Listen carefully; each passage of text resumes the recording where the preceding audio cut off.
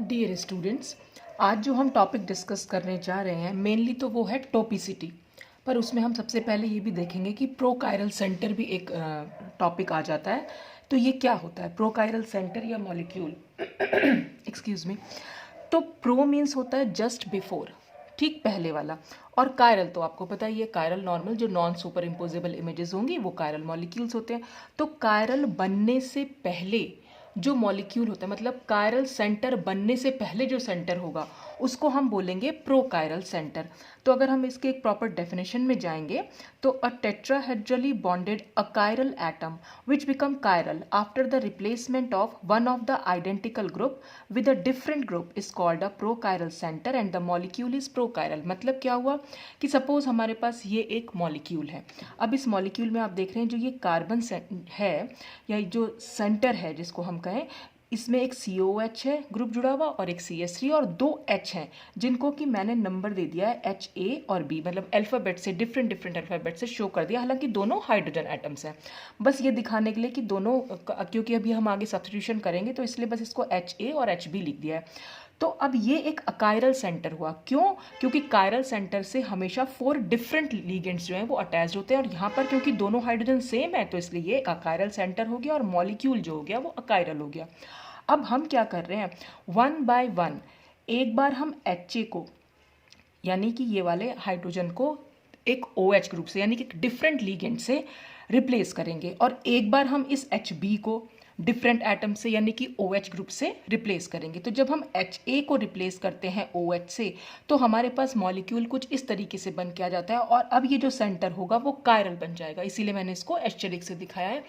तो अब क्या होगा, इस कार्बन से 4 डिफरेंट ग्रुप जुड़ गए हैं तो इसलिए ये एक कायरल सेंटर हुआ। और जैसे ही हम HB को OH से रिप्लेस करते हैं तो HB की जगह हम OH लिख देंगे और HA को हम HE लिखा रहने देंगे, तो अब ये भी एक कायरल सेंटर डेवलप हो गया है। तो जब किसी अकायरल सेंटर पर अगर हम कोई सब्स्टिट्यूशन कराएं और दोनों ही ग्रुप्स को, जो भी हमारे सेम एटम्स हैं, उनको वन बाय वन किसी डिफरेंट लिगेंड से सब्स्टिट्यूट करें और हमारे पास जो वो अकायरल सेंटर था वो कायरल में चेंज हो जाए तो उस अकायरल सेंटर को हम बोल देते हैं प्रोकायरल सेंटर। तो ये हो जाएगा प्रोकायरल सेंटर और ये एटम्स हमारे हो जाएंगे प्रोकायरल एटम्स। मतलब ये तो खैर नहीं होंगे, वो प्रो S और प्रो R होते हैं, वो मैं अभी आपको समझाऊंगी। फिलहाल तो बस यही कि अकायरल सेंटर जो कि पहले मतलब अकायरल था और जैसे ही हमने सब्स्टिट्यूशन कराया वन बाय वन दोनों सेम लिगेंड्स का तो वो कायरल सेंटर में चेंज हो गया। तो अब हम इस सेंटर को तो हम बोल देंगे प्रोकायरल सेंटर और इस मॉलिक्यूल को हम बोल देंगे प्रोकायरल मॉलिक्यूल। तो अब हम अपने टॉपिक पे आते हैं, टोपिसिटी। अब ये टोपिसिटी क्या होती है? टोपिसिटी, ये जो लिगेंड्स हमने दिखाए थे जो सेम थे, जो सेम लिगेंड्स हैं, इनको हम बोल देते हैं होमोमॉर्फिक लिगेंड्स, जो नेचर में सेम होते हैं क्योंकि दोनों ही हाइड्रोजन है। तो जो ये होमोमॉर्फिक लिगेंड्स के बीच में रिलेशनशिप होती है, इन दोनों के आपस की रिलेशनशिप जो होती है उसी को हम बोल देते हैं टोपिसिटी। तो ligands which are structurally identical when detached, यानी अगर हम इनको इससे अलग कर देंगे तो ये हाइड्रोजन ही होगा और ये भी हाइड्रोजन ही होगा।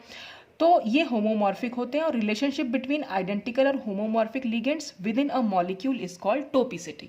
इन दोनों के बीच में आपस में रिलेशनशिप क्या है, बस वही हमें देखना है और वही हमारी कहलाती है टोपिसिटी। तो on the basis of topicity ligands को हम दो टाइप्स में डिवाइड कर सकते हैं, एक होते हैं होमोटॉपिक लिगेंड्स, दूसरे होते हैं हेट्रोटॉपिक लिगेंड्स। फिर हेट्रोटॉपिक लिगेंड्स को भी फर्दर डिवाइड कर सकते हैं इनैंशियोटॉपिक और डाइस्टीरियोटॉपिक। अब ये होमोटॉपिक लिगेंड्स क्या हुए?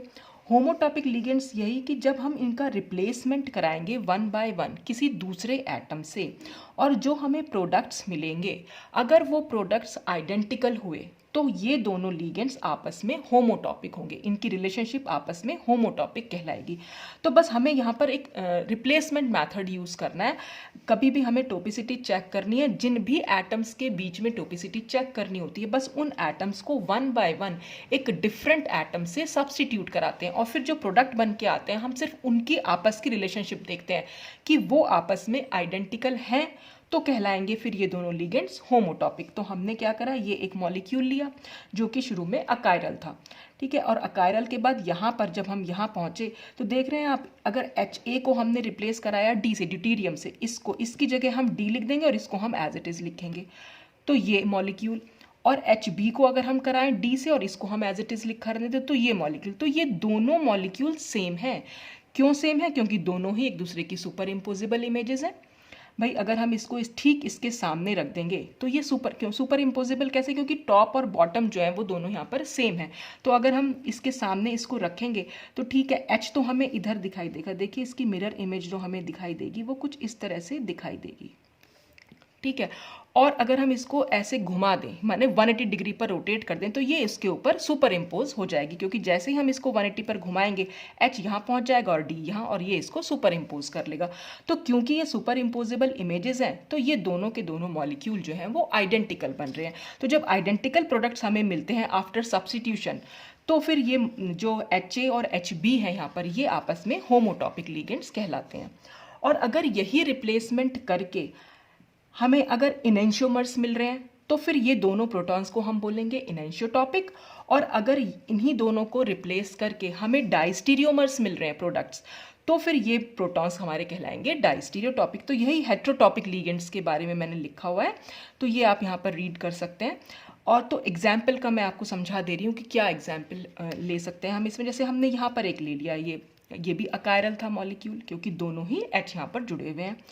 अब हमने वन बाय वन इनको दूसरे एटम से, यानी किसी भी आप एटम से रिप्लेस करा सकते हैं, पर जनरली हम ड्यूटीरियम से करा देते हैं तो बहुत इजी पड़ता है।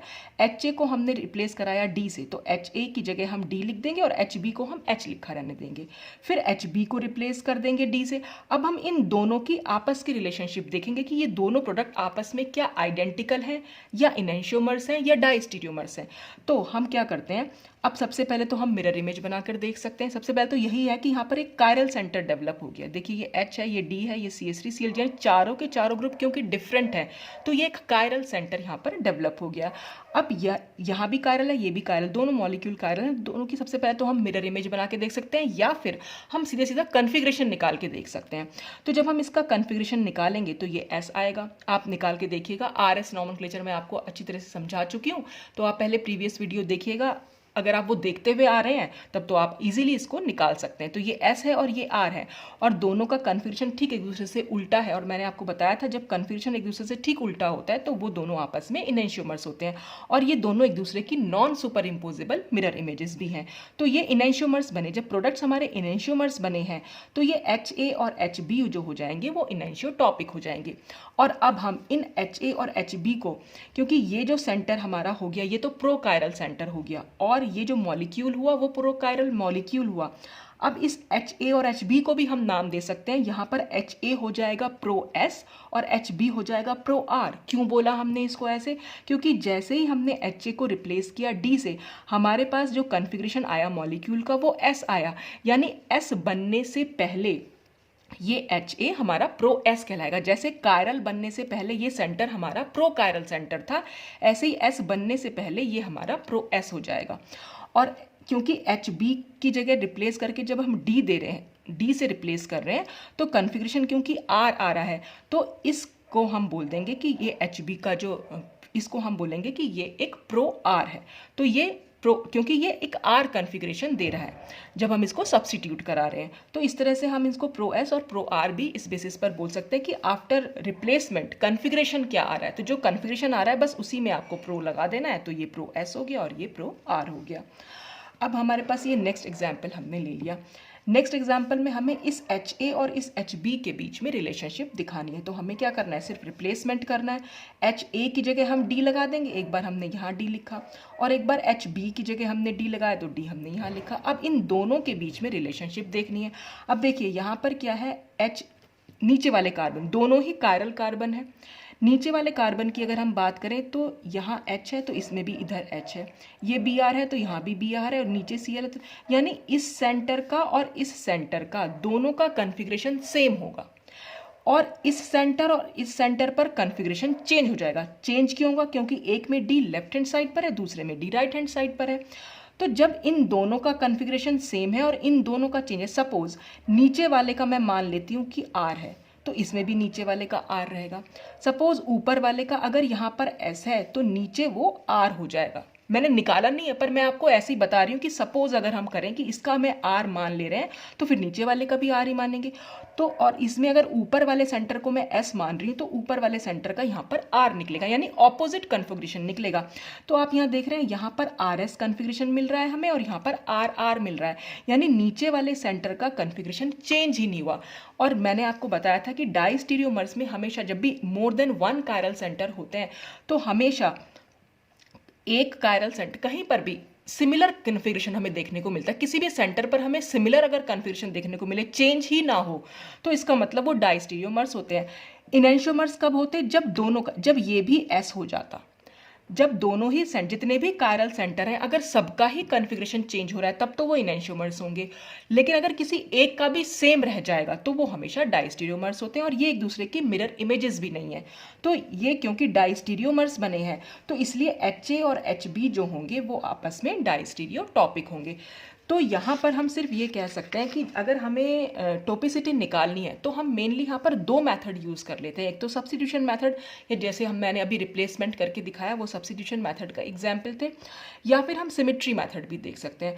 तो सब्स्टिट्यूशन मेथड में आपने सिर्फ इतना करना है कि जो भी हमारे होमोमॉर्फिक लिगेंड्स यानी कि जो सेम लिगेंड्स या जिनके बीच में टोपिसिटी निकालने को आ रही है, आप उसको सिर्फ वन बाय वन किसी दूसरे एटम से सब्स्टिट्यूट करके देखेंगे या रिप्लेस करके देखेंगे। तो अगर आपको मिल रहे हैं आइडेंटिकल प्रोडक्ट तो लीगेंड्स हो जाएंगे होमोटॉपिक। अगर आपको मिल रहे हैं इनेंशियोमर्स तो लीगेंड हो जाएगा इनेंशियोटॉपिक्स, और अगर आपको मिल रहे हैं डाइस्टीरियोमर्स तो लीगेंड्स हो जाएंगे डाइस्टीरियोटॉपिक। देखिए हम इसके और एग्जांपल्स भी देख सकते हैं। जैसे अगर हम ये एक मॉलिक्यूल हमने लिया है, ये भी एक कायरल सेंटर है और ये भी एक कायरल सेंटर है। अब हमें रिलेशनशिप निकालनी है इस एच ए और एच बी के बीच में। तो सब्स्टिट्यूशन मेथड में हमें क्या करना है, वन बाय वन एक बार हम इस एच ए को डी से रिप्लेस करेंगे, इस एच बी को एज इट इज़ लिखा रहने देंगे, और एक बार हम इस एच बी को रिप्लेस करेंगे डी से और इसको एच लिखा रहने देंगे। आप बी चाहे ना भी लिखें, खाली एच ही लिखा छोड़ दीजिए उसको। अब हम इन दोनों में आपस में रिलेशनशिप देखेंगे। अब ये दोनों कंपाउंड जो हैं वो क्योंकि आइडेंटिकल है, अब हमें कैसे मालूम पड़ा आइडेंटिकल है, क्योंकि दोनों ही एक दूसरे की सुपर इम्पोजेबल मिरर इमेजेस हैं। कैसे? देखिए अगर मैं इसकी मिरर इमेज बनाऊं तो वो कैसे निकल के आएगी, ये COH रहेगा, यहाँ पर OH हो जाएगा, ये D बन जाएगा, और ये H यहाँ आ जाएगा और ये OH हो जाएगा, ठीक है, और यहाँ पर हो जाएगा COH। ये तो इसकी मिरर इमेज बन गई। और अगर मैं इसको और हम यहाँ पर इसको देख लेते हैं, ठीक है, यहाँ पर अगर मैं इसकी यहाँ पर मिरर इमेज बनाना चाहूँ तो ये COH हो गया, यहाँ OH हो जाएगा, ये H हो जाएगा, और यहाँ पर D हो जाएगा, ये OH हो जाएगा और COH हो जाएगा। दोनों एक दूसरे की मिरर, मतलब दोनों की मिरर इमेज मैंने बना ली, और ये दोनों आपस में क्या है, सुपर इम्पोजेबल है। अब ये सुपर इम्पोजेबल कैसे हो गए? सुपर इम्पोजेबल करने के लिए हमें क्या करना पड़ता है, जैसे अगर हम इसको और इसको देखें आपस में, तो ये अगर मैं इसको 180 डिग्री पर रोटेट कर दूं, सपोज इस मॉलिक्यूल को 180, या मैं इसको भी 180 डिग्री पर रोटेट कर दूं, हम इसको देखें तो क्या होगा, ये COH ऊपर और ये COH नीचे, तो दोनों ही COH है तो ये ऊपर नीचे हो जाएंगे। ये ग्रुप यहाँ पहुँच जाएगा और ये ग्रुप यहाँ पहुँच जाएगा। तो देख रहे हैं आप, H यहाँ आ गया और D यहाँ आ गया है, और OH तो दोनों ही OH है। हमेशा क्या होता है, 180 डिग्री का रोटेशन कराने पर हम क्या करते हैं कि ये टॉप बॉटम बन जाता है, बॉटम टॉप बन जाता है, और अगर दो कायरल्स इस तरह से सेंटर प्रेजेंट है तो हमेशा ये यहाँ पहुँचेगा, ये ग्रुप यहाँ, ये ग्रुप यहाँ और ये ग्रुप यहाँ, ये दोनों तो क्योंकि सेम है तो ये तो OH रहेंगे ही। ये H यहाँ आ जाएगा और D यहाँ आ जाएंगे, तो देखेंगे जब ये H यहाँ आएगा और D आएगा तो यही वाला तो मॉलिक्यूल बन जाएगा। तो दोनों एक दूसरे की जो है वो सुपर इम्पोजेबल मिरर इमेजेस बन रहे हैं। इसको उठा के अगर हम इसके ऊपर रखेंगे तो सुपर इम्पोज हो जाएगा, और चाहे आप इसकी मिरर इमेज जो बना रखी है उसको भी देख लीजिए, ये दोनों भी एक दूसरे के ऊपर सुपर इम्पोजेबल हो रही हैं। तो इस सेंस में क्योंकि दोनों ही एक दूसरे की सुपर इम्पोजेबल मिरर इमेजेस बन रही हैं तो ये दोनों आइडेंटिकल मॉलिक्यूल्स हुए। तो जब ये आइडेंटिकल मॉलिक्यूल्स है तो इसलिए HA और HB जो है वो होमोटॉपिक हो जाएंगे आपस में। तो इस तरह से हम देख सकते हैं सब्स्टिट्यूशन मेथड के बेसिस पर। और फिर हमें देखना है, अगर हमारे पास ये मॉलिक्यूल दे रखा है तो HA को हमने चेंज करा दिया Br से, और यहाँ पर HB को चेंज कराया Br से, फिर हमने इन दोनों मॉलिक्यूल को आपस में देखा कि ये क्या एक दूसरे की मिरर इमेजेस है। मिरर इमेजेस तो है लेकिन non super imposable mirror images हैं। और अगर हम कन्फिग्रेशन भी निकालें तो इसका S निकलेगा, इसका R, तो दोनों का कन्फिग्रेशन क्योंकि अलग है तो ये आपस में हो गए इनैंशियोमर्स। और अगर ये इनैंशियोमर्स हैं तो HA और HB आपस में हो जाएंगे इनैंशियोटॉपिक। फिर हम देखें नेक्स्ट एग्जाम्पल। अब इसमें इन दोनों हाइड्रोजन के बीच में रिलेशनशिप देखना है हमें। HB को एक बार हम चेंज करा दें Br से, तो हमने ऊपर Br लिखा, नीचे H लिखा। फिर हम एक बार HA को चेंज करा दें Br से, तो नीचे Br लिखेंगे, ऊपर H। अब हम इन दोनों प्रोडक्ट्स में रिलेशनशिप देखेंगे। देखिए ये सिस बना क्योंकि दोनों हाइड्रोजन सेम साइड हैं डबल बॉन्ड के, और ये ट्रांस बना क्योंकि दोनों हाइड्रोजन ऑपोजिट है, यानी दूसरे के ऑपोजिट डायरेक्शन में प्रेजेंट है। तो सिस और ट्रांस तो आपस में डाइस्टीरियोमर्स होते ही हैं, तो ये बन जाएंगे डाइस्टीरियोमर्स, इसलिए HA और HB हो जाएंगे डाइस्टीरियोटॉपिक। एक और एग्जाम्पल देख लेते हैं। यहाँ पर एक ऑलरेडी कायरल सेंटर प्रेजेंट है और हमें जो उससे नेक्स्ट कार्बन एटम है उसके HA और HB को देखना है, उनकी रिलेशनशिप। तो वही HA को रिप्लेस कर देंगे एक बार D से और HB को रिप्लेस कर देंगे एक बार D से, फिर इन दोनों में रिलेशनशिप देखेंगे। अब आप देख रहे हैं ये और ये दोनों ही सेम कायरल सेंटर है, तो इसका जो कन्फिग्रेशन होगा वही इसका कन्फिग्रेशन होगा। और यहाँ पर यहाँ पर बिलो द प्लेन D है, यहाँ पर अबव द प्लेन D है, तो इसका मतलब दोनों का कन्फिग्रेशन यहाँ पर चेंज आएगा, यानी दोनों कार्बन का कन्फिग्रेशन जो कि अब कायरल सेंटर बन चुका है। यहाँ पर कायरल नहीं था लेकिन अब ये कायरल सेंटर बन गया क्योंकि 4 डिफरेंट ग्रुप जो है इससे जुड़े हुए हैं। तो यहाँ पर इस कार्बन का कन्फिग्रेशन चेंज होगा और इसका मतलब जो इसका कन्फिग्रेशन होगा, इस कार्बन का कन्फिग्रेशन इससे चेंज है। सपोज अगर इसका R निकलेगा तो इसका S निकलेगा और इन दोनों का सेम रहेगा। तो जब भी हमें दो कंपाउंड में देखना है, चेक करना है, तो अगर कार्बन का कन्फिग्रेशन सेम ही रह गया है दोनों में, तो इसका मतलब ये हो जाएंगे डाइस्टीरियोमर्स, क्योंकि सिर्फ एक कार्बन सेंटर यानी एक कायरल सेंटर पर तो चेंज हो गया और एक कायरल सेंटर पर सेम रह गया, तो इसलिए ये आपस में हो जाएंगे डाइस्टीरियोमर्स। तो इसलिए HA और HB आपस में कहलाएंगे डाइस्टीरियोटॉपिक। और यहाँ पर हम HA को प्रो S कह रहे हैं क्योंकि यहाँ पर जो हमें HA को रिप्लेस करके यहाँ पर D मिल रहा है, जो D लगा रहे हैं जो हम, तो इसका कन्फिग्रेशन S आएगा। और HB को अगर हम रिप्लेस कर रहे हैं D से, तो इसका कन्फिग्रेशन R, यानी इस कार्बन का कन्फिग्रेशन यहाँ पर R आएगा और इस कार्बन का कन्फिग्रेशन क्योंकि यहाँ पर S आएगा। तो जो भी कन्फिग्रेशन आ रहा होता है इसकी वजह से, क्योंकि इसमें रिप्लेसमेंट किया इसकी वजह से आ रहा है, तो ये प्रो S हो जाएगा और ये वाला हमारा प्रो R हो जाएगा। तो प्रो S और प्रो R हम कब देते हैं, बस हमें रिप्लेसमेंट करा के देख लेना था उस पर्टिकुलर एटम को, और जो भी हमें कन्फिग्रेशन मिलता है बस उसीलिए हम उसको प्रो S और प्रो R, उसी के बेसिस पर हम उसको प्रो S या प्रो R बोल देते हैं। तो ये तो था सब्स्टिट्यूशन मेथड। अच्छा, अब इसी सब्स्टिट्यूशन मेथड को अगर हम समरी के रूप में दिखाना चाहें तो आपने सिर्फ यहाँ पर ये देखना है कि इनिशियल मॉलिक्यूल क्या था, फिर आफ्टर सब्स्टिट्यूशन क्या रहा, फिर उसकी टोपिसिटी क्या रही। मान लीजिए इनिशियल मॉलिक्यूल में कायरलिटी प्रेजेंट थी और आफ्टर सब्स्टिट्यूशन कोई नया कायरल सेंटर जनरेट ही नहीं हुआ, या कायरलिटी एब्सेंट भी हो और नया कायरल सेंटर प्रेजेंट ही ना आए ना, तो टोपिसिटी हमेशा होमोटॉपिक, यानी वो हमेशा होमोटॉपिक होंगे। जैसे कि मैंने यहाँ पर आपको एग्जाम्पल के थ्रू समझाया भी था, यहाँ पर ये दोनों सेंटर जो थे वो कायरल थे, लेकिन अब हम जब यहाँ पर देखेंगे, यहाँ पर ये और इसकी बात करें, अगर हम इस वाले मतलब इस कार्बन की और इस कार्बन की यहाँ पर, तो ये जो है मतलब इन दोनों कार्बन को अगर हम आपस में चेक करेंगे तो देखिए इससे भी COH जुड़ा हुआ है, ये भी D है, यहाँ भी OH है और ये पूरा का पूरा सेम ग्रुप है।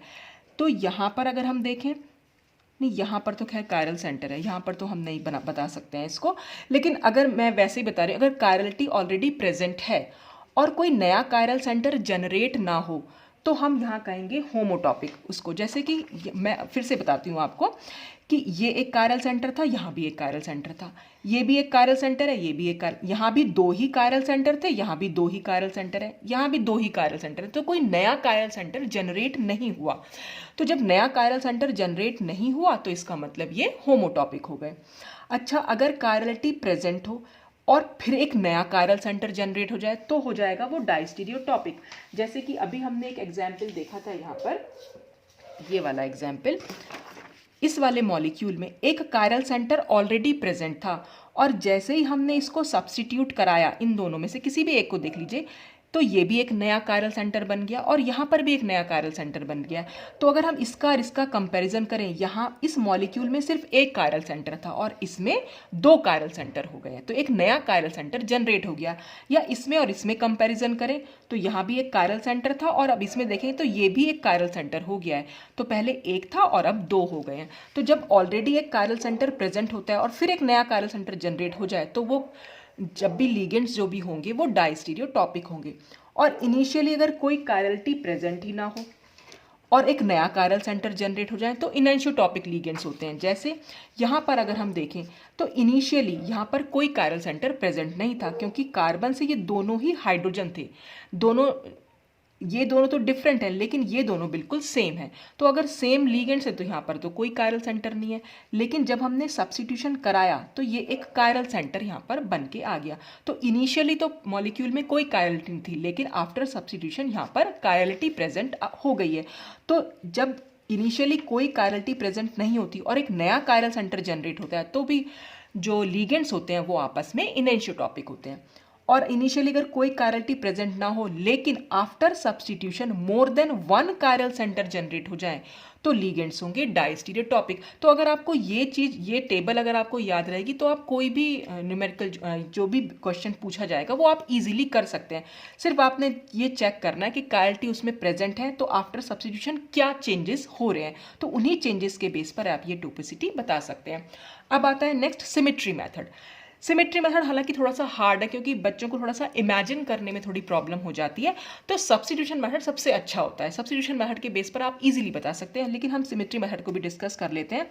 तो अगर यहाँ पर हम बात करें होमोटॉपिक लिगेंड्स की, तो अगर लिगेंड्स आपस में इंटरचेंज हो जाए एक्सिस ऑफ सिमेट्री के थ्रू, कोई भी एक्सिस ऑफ सिमेट्री हो और वहाँ पर लिगेंड्स चेंज हो जाए तो उनको हम कहते हैं होमोटॉपिक लिगेंड। जैसे अगर हम एग्जाम्पल देखें, यहाँ पर ये एक सेंटर हो गया, इस कार्बन से एक CH3 है, एक CH3 है, 2 H जुड़े हुए हैं और यहाँ पर एक C2 सिमेट्री है देखा जाए तो आपको। जैसे मैं अगर मॉलिक्यूल आपको दिखाना चाहूँ, ये एक मॉलिक्यूल है, ठीक है।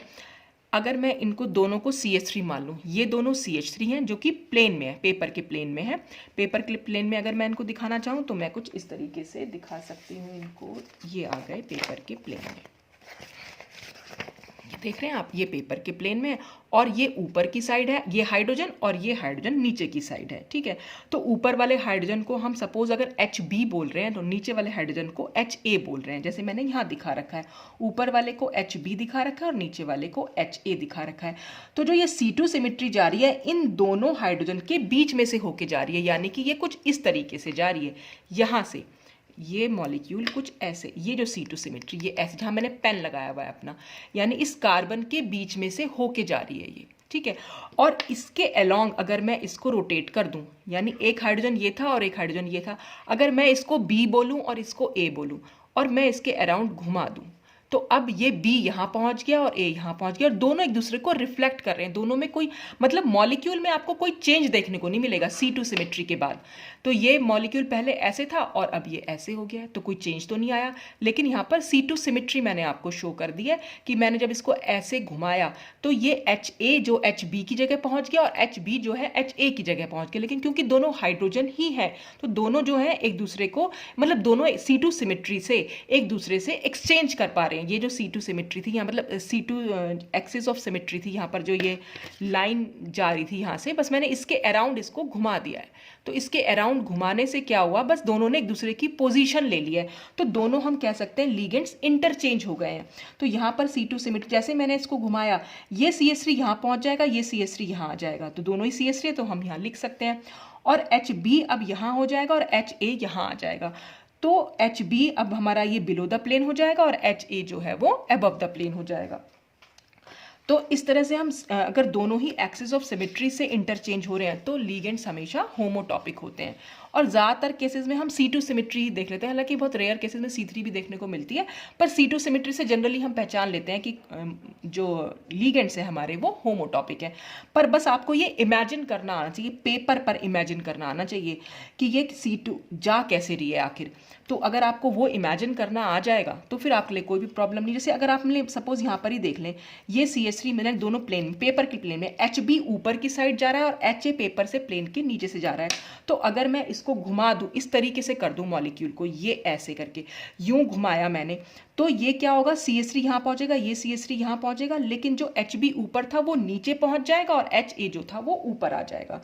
जैसे मैंने मॉलिक्यूल को ऐसे पकड़ा हुआ है, तो ये CH3 जो दोनों के दोनों प्लेन में है, एक ऊपर है और एक नीचे है, और C2 एक्सिस जा रही है ऐसे करके, यहाँ दोनों हाइड्रोजन के बीच में से जा रही है, और इसी के अलॉन्ग मुझे घुमाना है। तो जब मैं इसके अलॉन्ग इसको घुमा दूंगी तो नीचे वाला ऊपर आ जाएगा और ऊपर वाला नीचे आ जाएगा, और ये CH3 उसकी जगह और वो CH3 इसकी जगह पहुंच गया। देख लीजिए आप, ये ऐसे करा और ऐसे घुमा दिया, बस यूं पकड़ा और यूं घुमाया, तो ये CH3 यहाँ चले जा रहा है और ये CH3 यहाँ आ रहा है, और जो ऊपर वाला था H वो नीचे जा रहा है और नीचे वाला ऊपर आ रहा है। तो इस तरह से हम देख सकते हैं कि ये C2 सिमेट्री है। तो आप इस तरह से यहाँ पर इमेजिन कर सकते हैं कि ये CH3 दोनों पेपर के प्लेन में है और एक H ऊपर आ रहा है और एक HA नीचे जा रहा है, बस हमने पलट के सिर्फ ऐसे घुमाया है उसको। तो अगर वो एक्सिस ऑफ सिमेट्री से इंटरचेंज हो रहे हैं लिगेंड्स तो वो हो जाएंगे होमोटॉपिक। अब हम बात करें हेट्रोटॉपिक लिगेंड्स की। हेट्रोटॉपिक लिगेंड्स में पहले इनैनिसोटॉपिक की बात कर लेते हैं। तो अगर यहाँ पर भी वही HA और HB है, लेकिन यहाँ एक CH3 तो है, लेकिन अब CH3 की जगह एक PH ले लिया है, यानी कि अगर मैं इसको चेंज कर दूं ऐसे, तो अब लिगेंड्स में यहाँ पर कोई C2 सिमेट्री नहीं मिलेगी। देख रहे हैं आप, जैसे ये मैंने गलत चेंज, हाँ चलिए, अगर मैं इनको हाइड्रोजन मान लेती हूँ, अब ये दोनों हाइड्रोजन हैं और एक CH3 मान लेते हैं, एक PH मान लेते हैं। फिर से हम अगर देखें तो देखेंगे आप, ये CH3 और ये PH है। तो जैसे मैं C2 आपको दिखा रही थी अभी ऐसे घुमा के, तो ये तो सही है कि ऊपर वाला नीचे और नीचे वाला ऊपर आ रहा है, लेकिन अब आप देख रहे हैं ये जो CH3 था ये यहाँ पहुँच गया और PH यहाँ आ गया। पर्पल वाले को मैंने CH3 माना है और ब्लू वाले को PH माना है। तो जैसे ही मैंने इसको घुमाया, पर्पल वाला उधर पहुंच गया और ब्लू वाला, तो मॉलिक्यूल जो है चेंज हो गया है। तो मॉलिक्यूल चेंज नहीं होना चाहिए, इसका मतलब यहाँ पर कोई C2 सिमेट्री नहीं है। अब यहाँ पर है प्लेन ऑफ सिमेट्री। अब प्लेन ऑफ सिमेट्री, जब भी लिगेंड्स प्लेन ऑफ सिमेट्री से रिफ्लेक्ट होते हैं तो वो हो जाते हैं आपस में इनैनिसोटॉपिक। अब वो इनैनिसोटॉपिक हम कैसे दिखा सकते हैं, देखिए ये हमारा ये HA और ये HB है।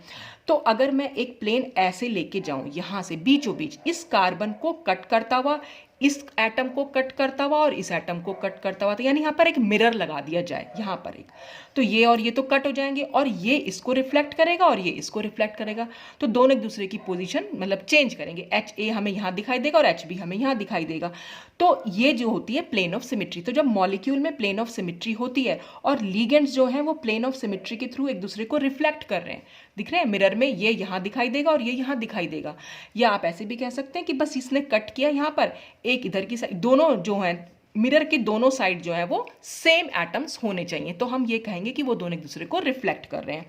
तो यहाँ पर ये जो है ये इनैनिसोटॉपिक लिगेंड्स हो गए। और जैसे अगर ये मॉलिक्यूल की बात करें, यहाँ पर प्लेन ऑफ सिमेट्री यहाँ से जा रही है, ये मॉलिक्यूल को दो इक्वल हाफ्स में डिवाइड कर रही है। ये HA और इस HB को जो है वो रिफ्लेक्ट, यानी H ये दोनों ही हाइड्रोजन है क्योंकि ये हाइड्रोजन इस हाइड्रोजन को रिफ्लेक्ट कर रहा है, तो यहाँ पर भी प्लेन ऑफ सिमेट्री, इसलिए ये दोनों भी इनैनिसोटॉपिक हो गए। अब लिगेंड्स अगर बाइसेक्ट हो जाएं प्लेन ऑफ सिमेट्री से, एक तो लिगेंड्स रिफ्लेक्ट हो, अगर रिफ्लेक्ट हो रहे हैं तो इनैनिसोटॉपिक, और ये बाइसेक्ट यानी कट हो जाए प्लेन ऑफ सिमेट्री से, तब हो जाते हैं वो डायस्टीरियोटॉपिक। अब डायस्टीरियोटॉपिक को समझ लीजिए, देखिए ये जो मॉलिक्यूल है वो मैंने कुछ इस तरीके से दिखा रखा है। ये OH ग्रुप जो हो गया ये ब्लू कलर से, ये H नीचे वाइट कलर से, ये दोनों HB वाइट कलर से, और ये दोनों CH2 ग्रुप हो गए, ये CH2 है ये CH2 है। तो मैंने कुछ इसको इस तरह से यहाँ पर रख दिया, ठीक है। अब हमें इन दोनों के बीच में रिलेशनशिप दिखानी है। अब इन दोनों के बीच में रिलेशनशिप दिखानी है तो हम कैसे दिखा सकते हैं, एक प्लेन ऑफ सिमेट्री। देखिए ये प्लेन ऑफ सिमेट्री यहाँ से जाएगी, तो जब ये प्लेन ऑफ सिमेट्री यहाँ से जाएगी तो इसको कट करेगी, इसको कट करेगी, इसको भी कट करेगी, इस कार्बन को कट करेगी, इस कार्बन को कट करेगी और इसको कट करेगी, ऐसे जाएगी वो प्लेन ऑफ सिमेट्री। तो यानी ये दोनों जो हाइड्रोजन है वो बाइसेक्ट हो जाएंगे। भाई ये वाला हाइड्रोजन भी दो पार्ट में हो जाएगा, ये हाइड्रोजन भी, ये कार्बन भी, ये कार्बन भी, ये ब्लू वाला भी और ये वाइट हाइड्रोजन भी, ये सब के सब जो हैं दो पार्ट में कट हो जाएंगे। तो जो लिगेंड्स आपस में कट हो जाते हैं वो हमेशा बाइसेक्ट हो जाते हैं। मतलब अगर लिगेंड्स अगर बाइसेक्ट हो रहे हैं प्लेन ऑफ सिमेट्री से तो वो हमेशा डायस्टीरियोटॉपिक होते हैं। तो ये दोनों हाइड्रोजन जो होंगे वो डायस्टीरियोटॉपिक हो जाएंगे। और यहाँ पर अगर मान लीजिए मैं ऐसे कोई प्लेन ऑफ सिमेट्री ले जाऊँ तो ये दोनों जो है एक दूसरे को रिफ्लेक्ट नहीं कर रहे हैं, यहाँ पर OH है और ये H है, तो यहाँ ऐसे कोई प्लेन ऑफ सिमेट्री नहीं है, लेकिन ऐसे प्लेन ऑफ सिमेट्री है। क्यों? क्योंकि ये वाला ग्रुप इस वाले ग्रुप को रिफ्लेक्ट कर रहा है। ये CH2 और ये CH2 आपस में जो होंगे इनएंशियोटॉपिक कहलाएंगे। या हम ये हाइड्रोजन की बात करें तो ये दोनों आपस में इनएंशियोटॉपिक है, नीचे वाला और ये नीचे वाला भी आपस में इनएंशियोटॉपिक है। लेकिन अगर हम इन हाइड्रोजन और इन हाइड्रोजन की बात करें, क्योंकि ये कट हो रहे हैं, जब ये कट हो रहे हैं, जो भी कट हो जाते हैं, बाइसेक्ट हो जाते हैं, वो तो होते हैं डाइस्टीरियोटॉपिक, और जो रिफ्लेक्ट हो जाते हैं वो होते हैं इनएंशियोटॉपिक। तो यहाँ पर ये HAH भी डाइस्टीरियोटॉपिक होंगे। अगर हम यहाँ पर बात करें तो यहाँ भी प्लेन ऑफ सिमेट्री बिल्कुल ऐसे जा रही है, ये ऐसे, तो HA और HC एक दूसरे को रिफ्लेक्ट कर रहे हैं। यहाँ पर अगर मैं मिरर लगा दूंगी एक, तो ये H और ये H एक दूसरे को रिफ्लेक्ट करेंगे, तो HA और HC तो होंगे इनएंशियोटॉपिक, HB और HD भी आपस में इनएंशियोटॉपिक होंगे, लेकिन HA और HB या HC और HD आपस में डाइस्टीरियोटॉपिक होंगे। अब ये हम कैसे पता लगा सकते हैं? यहाँ पर ये सब्स्टिट्यूशन मेथड से ही हम पता लगा पाएंगे, क्योंकि यहाँ पर कोई प्लेन ऑफ सिमेट्री से ये कट नहीं होंगे। ठीक है, अगर हम यहाँ पर HA की जगह सपोज मैं OH लगा दूँ, तो यहाँ तो OH हो जाएगा और नीचे H। तो आप इस कार्बन और इस कार्बन पर देखें तो दोनों OH क्योंकि अबव द प्लेन है और दोनों हाइड्रोजन नीचे हैं, यानी एक सिस आइसोमर बनेगा। और अगर एक बार मैं यहाँ पर OH लगा दूं तो अब ये OH नीचे हो जाएगा और ये OH ऊपर, तो दोनों ट्रांस हो जाएंगे, तो एक सिस आइसोमर बनेगा, एक ट्रांस आइसोमर बनेगा। तो इस और ऐसा ही चेंज हम यहाँ पर भी करके दे सकते हैं। तो इस सेंस में ये डाइस्टीरियोटॉपिक होंगे।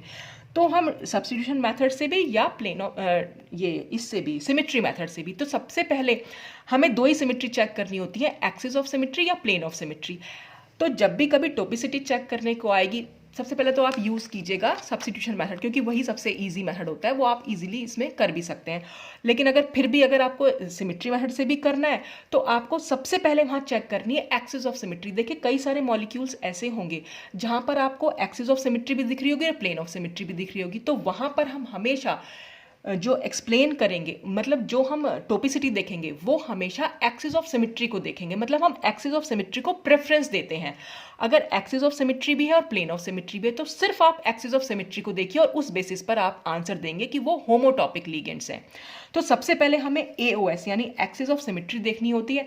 अगर एक्सिस ऑफ सिमेट्री नहीं है तब हम प्लेन ऑफ सिमेट्री देखते हैं, और प्लेन ऑफ सिमेट्री से अगर लिगेंड्स रिफ्लेक्ट हो रहे हैं तो वो हो जाते हैं इनएंशियोटॉपिक, और अगर वो बाइसेक्ट हो रहे हैं तो लिगेंड्स हो जाते हैं डाइस्टीरियोटॉपिक। ठीक है, तो इस बेसिस पर हम टोपिसिटी देख सकते हैं लिगेंड्स की या ग्रुप्स की। तो आज के लिए तो बस इतना ही। कल हम बात करेंगे फेसेस की, कि इनएंशियोटॉपिक या होमोटॉपिक या हेट्रोटॉपिक फेसेस भी हो सकती हैं, और वो फेसेस क्या होती हैं ये हम कल वीडियो में देखेंगे। तो आज के लिए बस इतना ही। Thanks for watching.